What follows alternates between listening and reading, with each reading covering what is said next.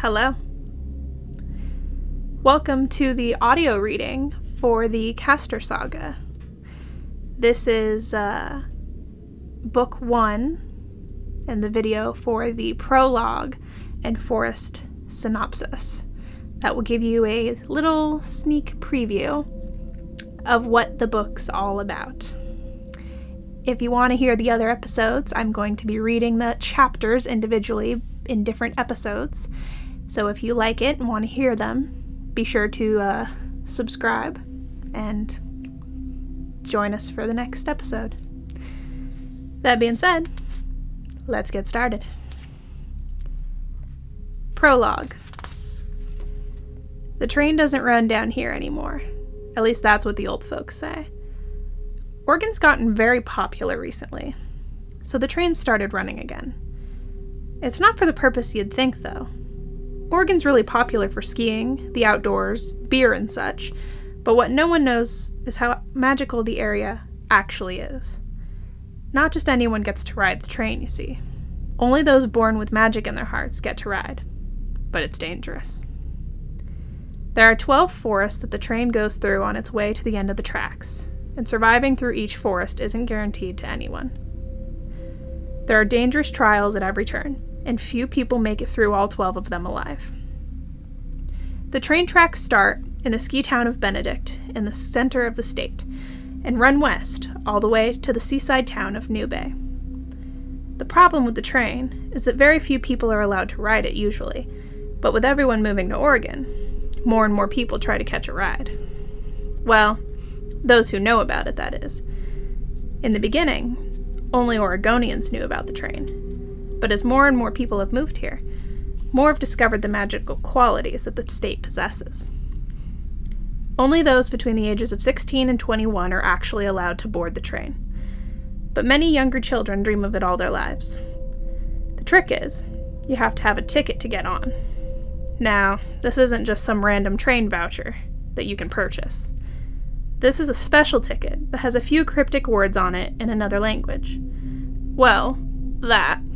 And they burn it into your skin when you board. Only children of magic can read these words, and also handle the immense pain. Only children of magic would voluntarily allow the burning of their own flesh. That's how the train employees know who to let on the train, and who shouldn't be riding at all. It's almost like a test. If the teacher hands out anything besides multiple choice, and you didn't study, well, you're probably not going to pass. And in this case, passing means passage on the train.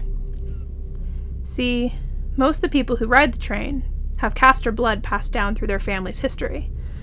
A Castor is someone who has a specific magical quality to them and can harness the energy inside their body and use it in an almost magical way. However, there's a trick there too. Most Castors don't understand their gifts until a trained adult Castor reveals it to them. The few Castor children who discover their skill set typically aren't children when they discover it. And they're usually the ones who survive the full train ride to the Garden of Lily. On the Oregon coast, in New Bay, they will learn how to use their skills and become full castors, who with practice will be able to help and heal people. Some castors, though, become dangerous. Typically, the forests en route take out any dark-hearted castors before they can harness their power and do real damage, but no system is perfect. The long black train can't do all the work anymore. There's too many people for it to keep track of.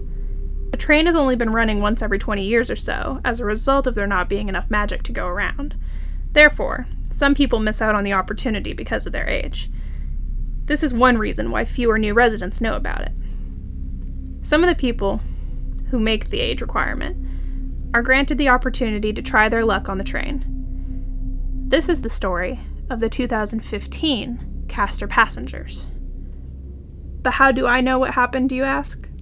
I'll tell you. My name is Meli. I was there. And honestly, this story's not really about the train. Forest Trial Synopsis. Forest of Angels. Endlessly tall ponderosa pine trees, light from the sun shining down through the trees. Bitterbrush, sagebrush, manzanita bushes everywhere. Very warm, dusty, and desert-like. High desert-like. The angelic spirits of this forest will give you gifts of magic to help you through all of the other trials you will face in the forests to come. Do not be fooled. They are luring you into a false sense of security. Because of this, the forest is one of the most dangerous ones you may face on this train ride. The Forest of Burns. Visually identical to the Forest of Angels, except everything is on fire. Thick black smoke boils off of every tree, every bush, and the heat erupting from the forest makes you feel as if you were inside an inferno. Do not enter on foot. Your skin may boil off your body if you don't know how to deal with the power of the burns. Demonic shadow entities will drag you off the train if they consider you a dark-hearted individual, in order to protect the other forests and the people on the train. The Forest of Whispers. Aspen forests, thick green moss, hanging off the branches of the trees. A small fog is ever present in this forest, and the light that comes through the treetops looks like spotlights in the darkness. This forest is so dark that the only visual things you can see are the spots of light. Nothing will physically harm you in this forest, but there is a continuous music box sound that will play on an endless loop in the back of your mind, as your innermost demons attack you with all the terrible things you are used to hearing. And at the end, it just gets worse. Hold on tight, and don't leave the train. Forest of Faces. This forest looks similar to the Forest of Whispers, only much more light. When you enter this forest, you will begin to have visual hallucinations of happy people and animals waving to you from the side of the train tracks. Don't focus too hard on these. They will change, and your hallucinations will become that of your own family, pets, friends, and more, likely being tortured right in front of your eyes. The Forest of Light. This forest has a bright light that is so bright you cannot see through it. It will blind you entirely if you have not yet adapted the ability to focus your energy behind your eyes. This is called the Forest of Light, but any trees that live here will look like shadows in an endless white void. Forest of Darkness. This forest is the opposite of the last, being entirely dark, and only the use of your energy-focused eyes will allow you to see the tracks. But you will not see anything else, including the things inside the train. You will feel hands of all varieties grabbing at you and pinching you, attempting to scare you out of your wits. This is mental torture, and the only purpose is to scare you and stress you out. This forest was not well planned. Forest of Mirrors. This forest looks like a giant mirror everywhere you look, and all you will be able to see are occasional oak trees with mirror-like structures between them. Ghoulish mirror images of yourself will climb out of the mirrors and try to drag you back into them. If they accomplish this, your doppelganger will kill you and take your place on the train to try and kill others. They are thought to move faster than the speed of light, but it is unknown how true this is.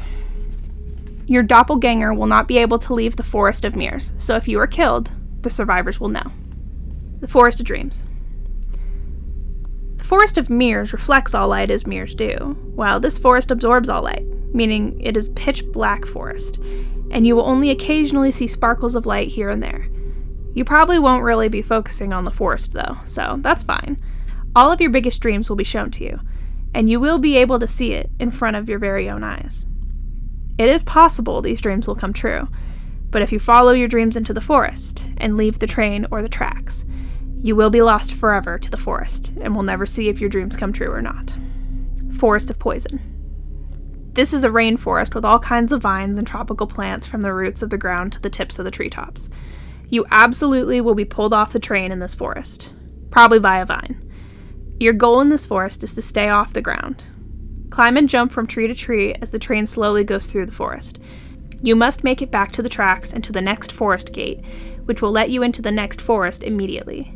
Everything in this forest is poisonous, but the next forest will heal you immediately upon entry. Forest of Golden Rain.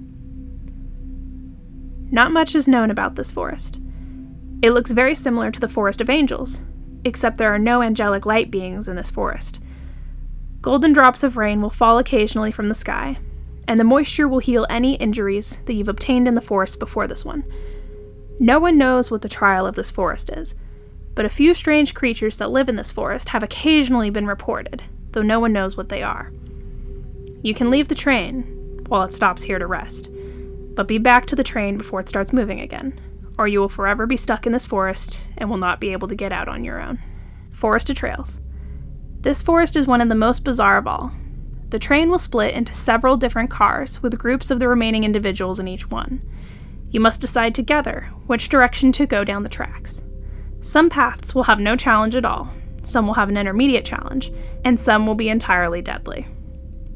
The train cars will respond according to which path you choose to go down, so be careful and work as a team with whoever is left by time this forest is reached.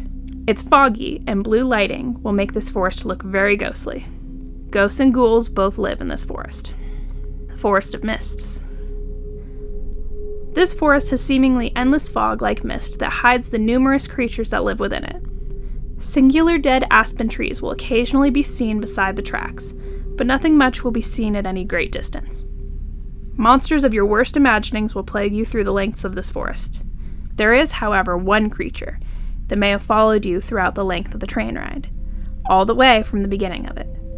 If this creature is around, or has any chance to snag you and drag you off the tracks, all the other creatures will avoid you as much as possible.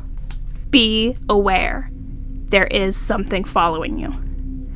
But only if you identify it will it kill you. And if it tries, it will kill you.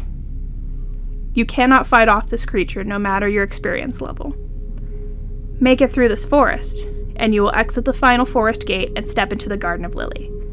If so, congratulations. We hope you have found everything you were looking for. Thank you for riding the train tracks to the sea. If not, good effort. Maybe in your next lifetime. All right. That is our preamble to the story, our prologue, and our forest synopsis. If you're interested in the rest of the story, I will be posting chapter 1 very soon. Please subscribe and let us know if you have any questions about the book or about anything else on the channel. I'm so excited to read this for you guys. And we're just getting started.